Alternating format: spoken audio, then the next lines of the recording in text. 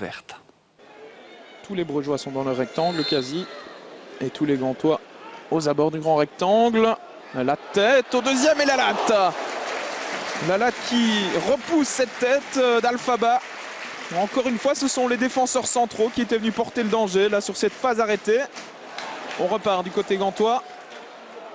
Et on relance correctement dans les pieds d'El Ganassi. Encore une fois, c'est très bien joué de la part d'El Ganassi. Jorgensen, il a du champ pour frapper. La balle repoussée par Verbis dans les pieds de Koulibaly. Et le poteau qui vient à la rescousse des Brugeois. Ce n'est pas terminé. Ljubijankic au deuxième poteau. Verbis de nouveau. Et un nouveau poteau de Koulibaly.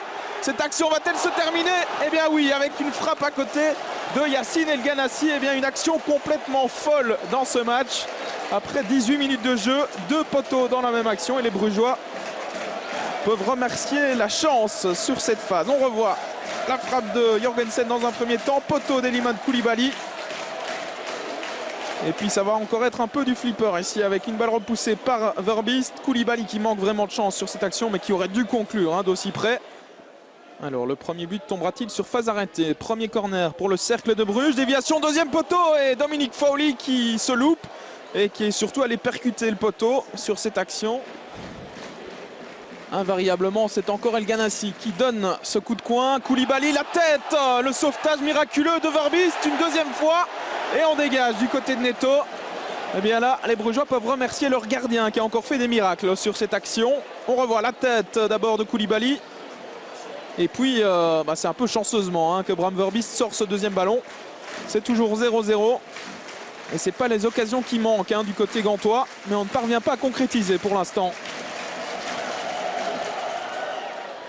Nouveau coup de coin. El Ganassi dans le paquet. Ballon repoussé par Bram Verbis. Pardon, le but, non, c'est sauvé de la tête par Vian.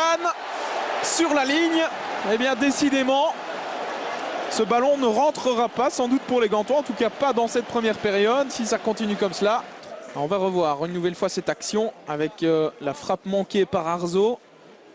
Et c'est Alphaba qui avait frappé sur le crâne finalement de Denis Vian. A priori le ballon n'est pas rentré. Les Gantois qui reprennent la possession du ballon. Baric avec Smolders qui a un peu d'espace devant lui. Il va tenter de trouver El Ganassi. Voilà qui est fait. El Ganassi à toute vitesse avec Rudy qui revient dans son dos. Le centre extérieur pied d'El Ganassi et Vian qui se trouve. Et c'est encore une fois Bram Verbis qui est là pour sauver les meubles véritablement. El Ganassi face à lui, Rudy. La passe en retrait d'El Ganassi qui reste disponible pour Marco Soler. Retour avec le Diable Rouge.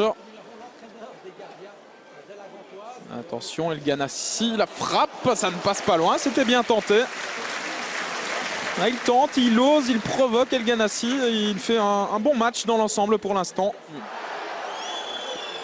Vaneno dans le rectangle. Face à lui, il y a Mario Baric. Les crochets de Vaneno. La passe, elle est bien jouée. Elle était belle. Et le poteau avec Fowley. Nouveau poteau. Et c'est Rudy maintenant qui va peut-être pouvoir frapper, qui glisse une nouvelle fois. Eh bien, décidément, il devrait changer de pneu. Le Portugais. Et décidément, dans ce but, on a des actions complètement folles. Un premier poteau, Fowley qui se jette. Deuxième poteau pour sauver Frank Books. Et puis Rudy, là, qui ne parvient pas à frapper, qui glisse. Coup de coin d'El Ganassi. Premier poteau avec la frappe de Nahayo et une nouvelle parade. 5 étoiles véritablement de Bram Verbis. Ce gardien, il fait un début de championnat tonitruant véritablement. Ce n'est pas terminé pour les Gantois avec Souler.